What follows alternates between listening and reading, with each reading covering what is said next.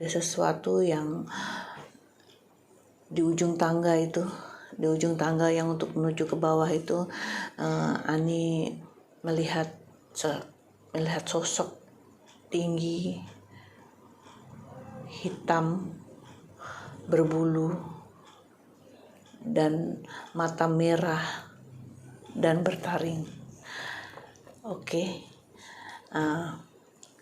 Cerita selanjutnya Bude sambung ke episode yang kedua.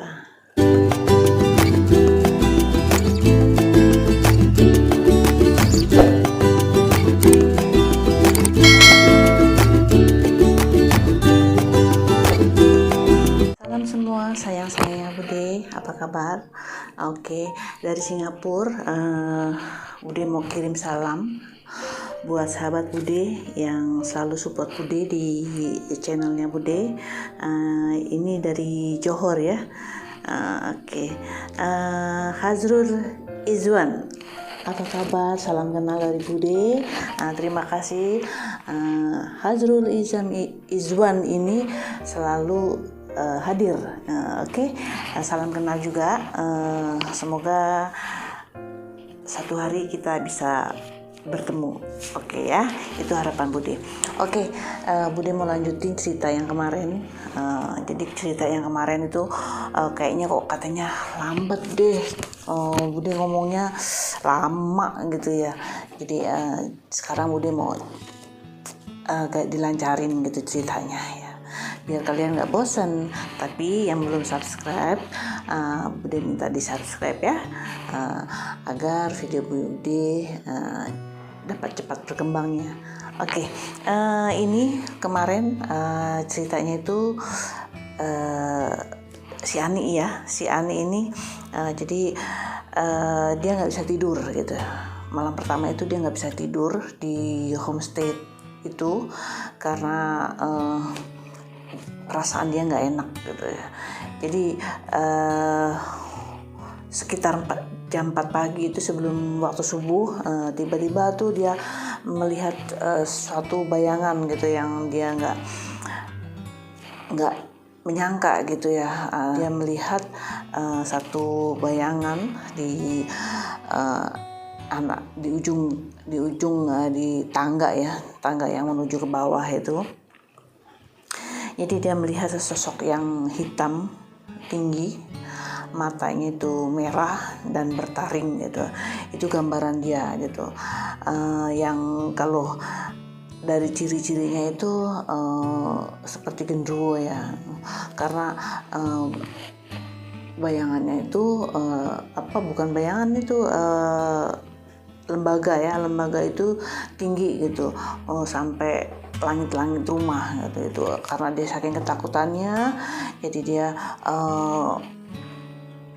tutup matanya, terus balikan badan gitu, tengkurap tiarap gitu, sampai lah waktunya subuh, baru dia bangun bersama kawan-kawan yang lain. Jadi itu adalah gambaran waktu dia, karena perasaan dia nggak enak gitu ya, dan dia melihat sesuatu yang menyeramkan. Itu yang membuat dia sampai saat ini tuh nggak bisa ngelupain kejadian tersebut. Oke, itu bagian episode pertama ya. Yang keduanya Bude lanjut. Jadi setelah mandi dan bersiap-siap, Ani dan kawan-kawan berkumpul di pendopo gitu ya. Terus kan dari homestay dia untuk menuju pendopo itu dia berjalan gitu ya. Dan ternyata tempat yang dia melihat sesosok wanita itu malam hari yang berjalan di lorong kebun salak, ternyata lorong atau jalan kecil yang menuju ke dalam itu adalah satu pekuburan. Jadi makinlah perasaannya si Ani itu makin gak karu-karuan gitu ya. Tapi dia tetap semangat untuk bisa mengikuti penelitian atau mengikuti kegiatan pada hari itu. Dan setelah sampai di pendopo, Ani bersama kawan-kawan yang lain ya memulai melakukan penelusuran atau penelitian di kampung tersebut gitu ya. Dan penelitiannya itu dia hari itu adalah menyusuri sungai. Sungainya memang cantik sekali, dia bilang. Dia nggak ribut dengan pohon-pohon tuh, tidak segelap atau ya, tapi memang betul-betul airnya bening, dingin, terus pokoknya mendamaikan gitu. Tapi dalam saat seperti itu dia tuh merasakan bahwa nggak enak gitu, dirinya tetap nggak enak gitu. Dia memikirkan kejadian semalam, terus kejadian yang dia lihat perempuan masuk kebun salak gitu ya, sehingga dia nggak suka gitu ya. Bukan nggak suka, nggak selesa, nggak nyaman gitu ya. Terus tapi dia tetap nekat untuk meneruskan. Jadi sampailah waktu dia menelusuri sungai itu, ternyata homestay yang dia tinggal itu berada di tepi sungai gitu, tepi jurang, terus bawahnya itu sungai lah. Jurang lah. Jurang ini ada biasanya yang tahu itu peternak atau yang walet ya, burung walet ya. Jadi ternyata ada peternakan burung walet gitu. Dan di tebing situ ada celah-celah batu yang yang untuk burung walet itu membuat sarang. Jadi air liurnya itu yang diambil. Itu lagi dia tuh jadi nggak nyaman gitu, dan dia pengen cepat pulang aja deh gitu ya. Setelah mengikuti kegiatan pada hari ini, jadi peserta pulang ke homestay-nya masing-masing ya. Begitu juga grup dari Ani tersebut, mereka pulang ke homestay ya menjelang sore hari gitu, dan mereka siap-siap mandi gitu karena memang suasananya masih nggak enak. Jadi mereka tuh macam takut gitu ya. Jadi mereka mandi tuh saling menunggu gitu. Jadi kalau misalnya Ani mandi, ada kawannya yang menunggu di luar gitu. Itu adalah keputusan jadi biar lebih aman, karena memang takut kejadian yang semalam itu terulang kembali. Ani juga bercerita waktu dia menemani kawannya yang sedang mandi. Jadi waktu kawannya mandi gitu ya, dia iseng-iseng gitu. Dia iseng-iseng tuh ngintip kamar yang terkunci itu, karena kebetulan kamar itu berada di sebelah toilet. Jadi Ani tuh iseng-iseng gitu melihat di celah-celah pintu, lubang kunci itu ya. Dia melihat isi di kamar tersebut. Ternyata dia melihat ada satu meja kecil, terus di atasnya itu ada secangkir kopi, segelas kopi hitam, terus ada bunga-bunga yang bunga rampai atau bunga apa gitu ya. Itulah yang Ani merasa bahwa ini udah nggak beres gitu ya di rumah ini gitu ya. Tapi dia tetap merahasiakan kejadian dan apa yang dilihat itu dia rahasiakan, karena dia takut kawannya juga merasakan ketakutan yang sangat gitu. Jadi nanti takutnya bikin kacau gitu ya.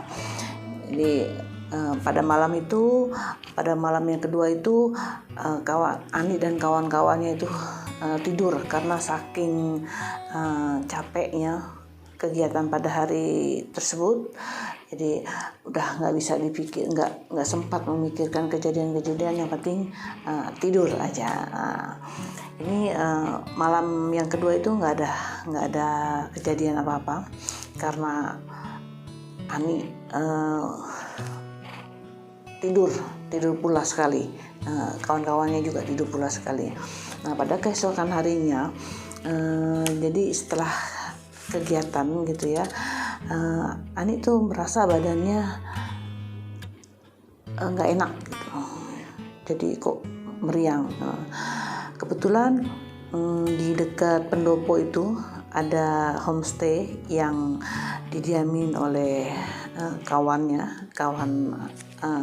best friendnya Ani gitu lah.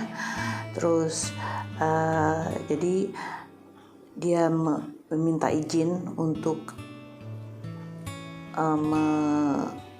mengantarkan Ani ke homestay kawannya itu untuk beristirahat, karena memang badannya Ani tuh mukanya udah pucat gitu, karena dia bilang pusing sekali badannya.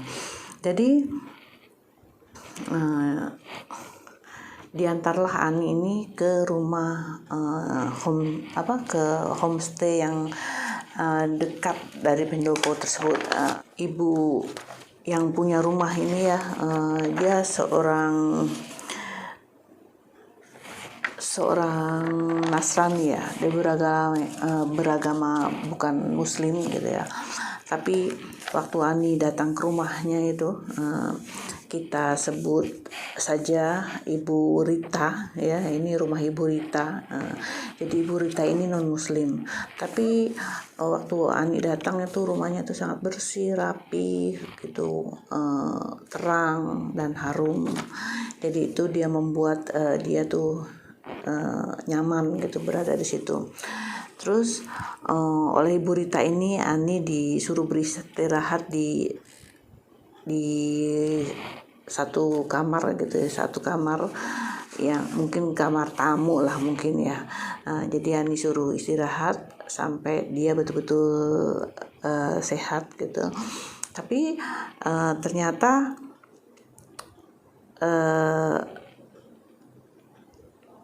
bukannya makin baik. Jadi tiba-tiba itu si Ani ini menangis gitu. Dia menangis terus mukanya pucat, terus dia ketawa gitu ya. Akhirnya yang kawan Ani ini kita namakan aja kawannya ini Eka.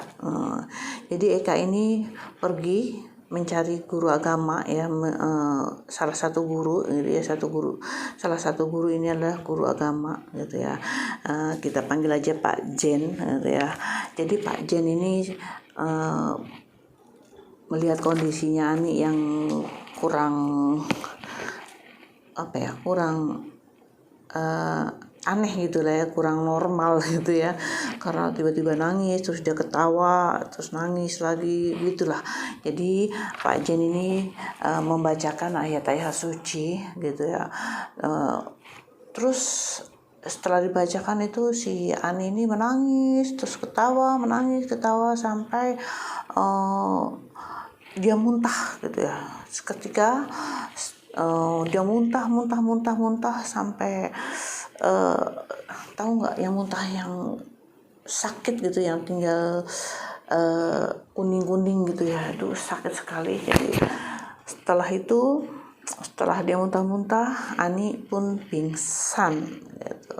Nah setelah dia siuman, Ibu Rita kasih air teh hangat gitu biar seger gitu ya. Jadi setelah dia siuman, si Eka ini bertanya gitu, kenapa gitu, kok Ani kok seperti itu gitu. Tapi Ani bilang enggak tahu gitu ya, dia nggak sadar gitu, nggak tahu saya apa yang terjadi gitu pada diri saya. Jadi si Eka dan Bu Rita ini ya menasihati Ani supaya tetap tetap kuat, jangan kosong pikiran gitu ya, tetap bersama kawan, jangan sendiri. Setelah itu Ani belum boleh kembali ke homestaynya dia. Jadi Bu Rita dan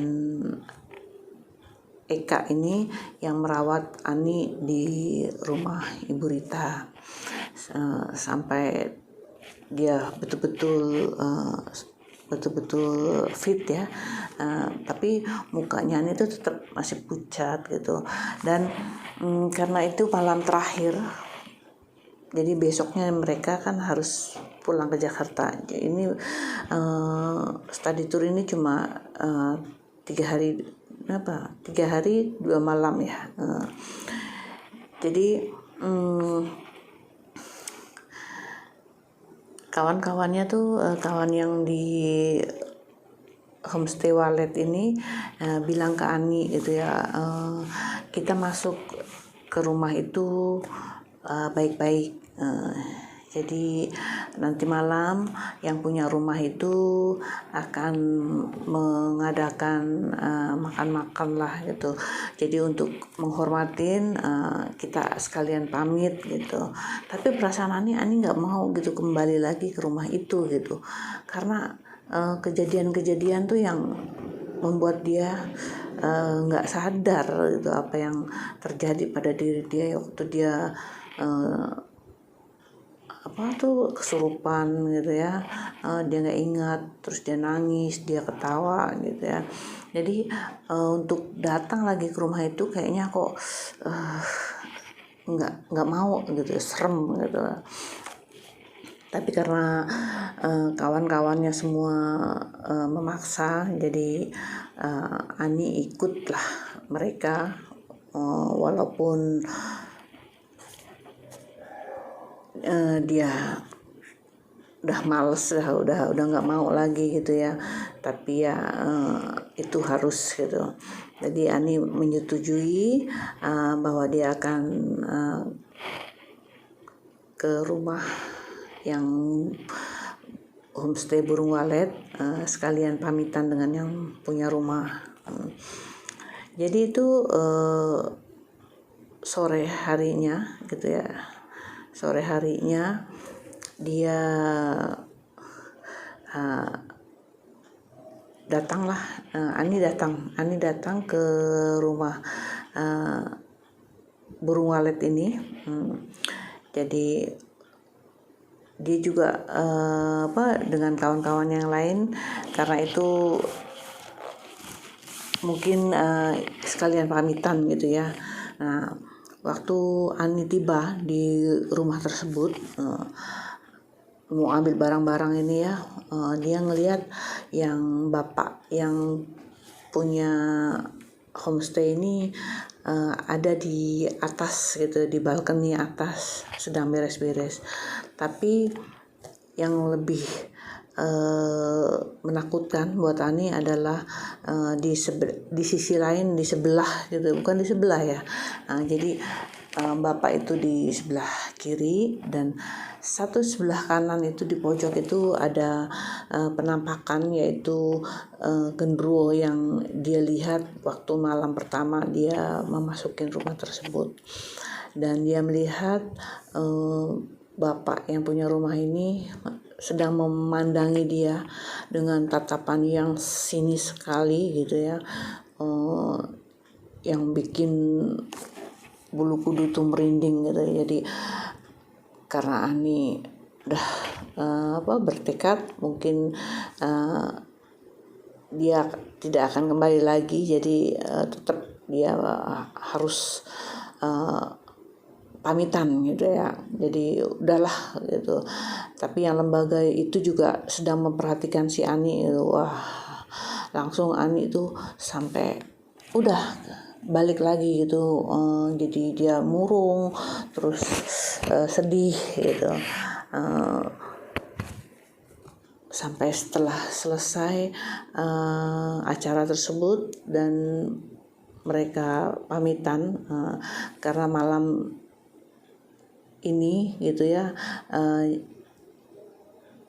mungkin sesudah Isya mereka akan bertolak ke Jakarta pada malam hari itu juga gitu ya.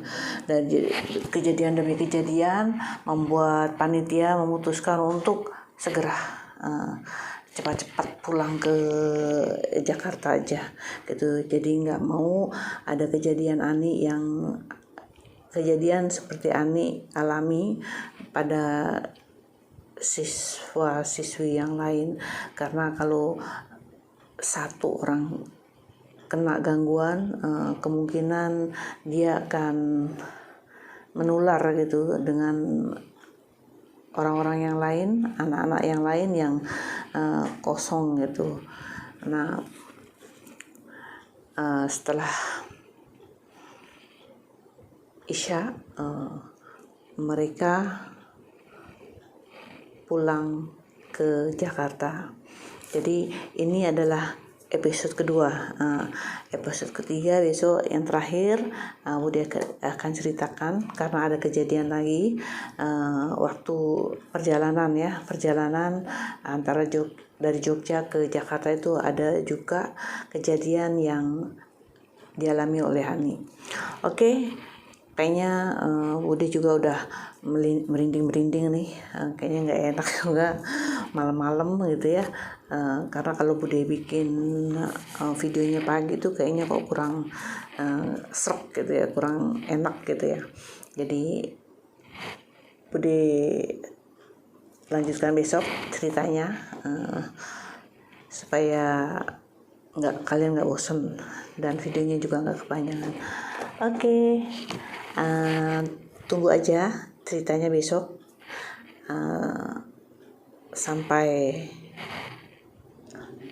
Tunggu aja ceritanya besok. Selamat beristirahat. Salam manis dari Singapura. Salam sehat semuanya. Bye bye.